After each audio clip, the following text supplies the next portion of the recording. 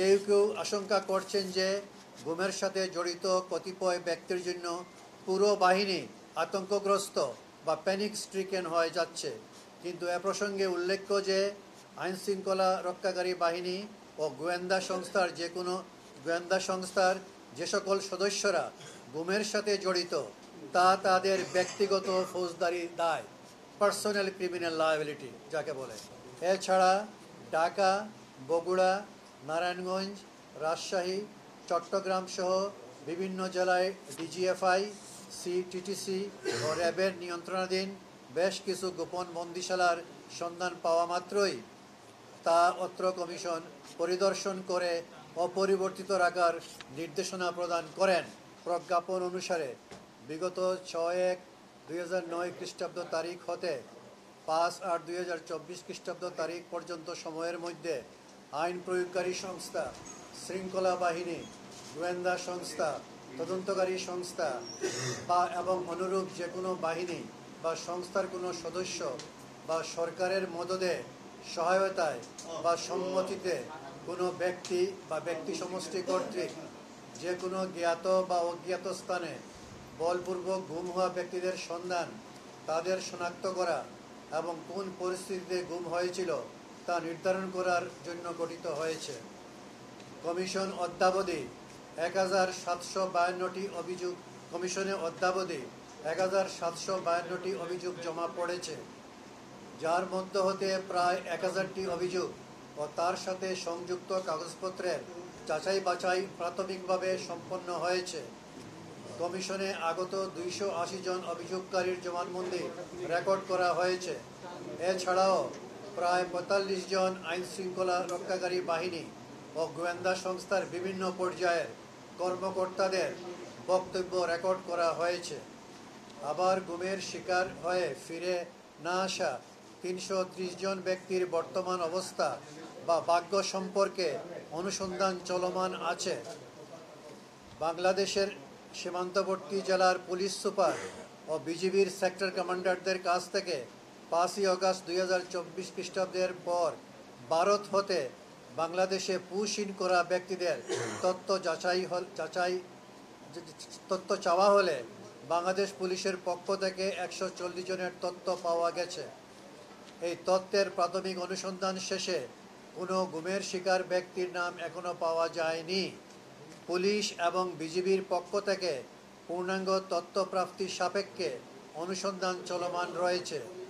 তবে বিগত 22/12/2024 তারিখে ঢাকার ধামরাইয়ের মোহাম্মদ রহমতুল্লাহ নামক গুমের শিকার ব্যক্তিকে চাঁপাইনবাবগঞ্জের গোমস্তাপুর বর্ডার দিয়ে পুশ-ইন করা হয়েছে মর্মে আমরা অবগত আছি এবং এ বিষয়ে কমিশনের অনুসন্ধান চলমান আছে। এছাড়াও ভারতের বিভিন্ন কারাগারে বন্দী থাকা বাংলাদেশি নাগরিকদের তালিকা চাওয়া হয়েছিল। পররাষ্ট্র মন্ত্রণালয়ের মাধ্যমে ভারতের বিভিন্ন কারাগারে গত 2-2.5 বৎসরে আটক 1067 জন বাংলাদেশির নাম ঠিকানা সহ একটি তালিকা পাওয়া গেছে। আরও তথ্য পাওয়া গেলে কমিশনে প্রেরণ করা হবে মর্মে লিখিতভাবে উল্লেখ করা হয়েছে।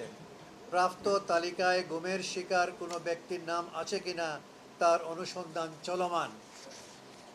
এতদ্ব্যতীত কমিশন অফ ইনকোয়ারি অ্যাক্টের ধারা 10(a)(1) ও 2 অনুযায়ী কমিশনে দাখিলকৃত গুম সংক্রান্ত অভিযোগসমূহের মধ্য হতে মোট 74টি অভিযোগ তদন্ত নিষ্পত্তির জন্য বাংলাদেশ পুলিশের মহাপরিদর্শক বরাবরে প্রেরণ করা হয়েছে।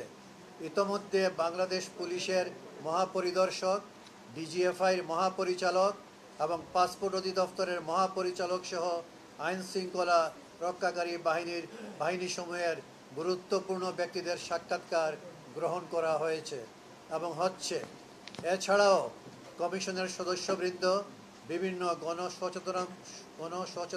সচেতনতামূলক কর্মশালায় অংশগ্রহণ করে আইন শৃঙ্খলা রক্ষাকারী বাহিনী, সরকারি ঊর্ধ্বতন কর্মকর্তা, ভিকটিম পরিবার সহ অংশীজনদের গুম সংক্রান্ত অপরাধ ও এর দায় সংক্রান্ত বিষয়ে অবহিত করেছেন। এছাড়া ঢাকা, বগুড়া, নারায়ণগঞ্জ, রাজশাহী, চট্টগ্রাম সহ বিভিন্ন জেলায় ডিজিএফআই, সিটিটিসি ও র্যাবের নিয়ন্ত্রণাধীন বেশ কিছু গোপন বন্দিশালার সন্ধান পাওয়া মাত্রই তা অত্র কমিশন পরিদর্শন করে অপরিবর্তিত রাখার নির্দেশনা প্রদান করেন। যেমন কমিশন গঠনের কয়েক সপ্তাহের মধ্যেই ডিজিএফআইয়ের জিআইসি আয়নাগর এবং র্যাব হেডকোয়ার্টার্সের টিএফআই পরিদর্শন করে আলামত ধ্বংসের প্রক্রিয়া দ্রুততার সাথে বন্ধ করতে নির্দেশ দেওয়া হয়। পরবর্তীতে বিগত 12/2/2025 তারিখে সংশ্লিষ্ট ভিকটিমগণ সহযোগে মাননীয় প্রধান উপদেষ্টা ও উপদেষ্টা পরিষদের কয়েকজন সম্মানিত সদস্য কর্তৃক এই দুটি সহ মোট 3টি গোপন বন্দিশালা পরিদর্শন করা হয়েছে। গুম সংক্রান্ত কমিশন অফ ইনকোয়ারি বিভিন্ন আইনশৃঙ্খলা বাহিনী ও গোয়েন্দা সংস্থার যে সকল সদস্যদের বিরুদ্ধে বাংলাদেশের নাগরিকদের গুম করার অভিযোগ আছে তাদের সংশ্লিষ্টতা নিয়ে অনুসন্ধান করছে।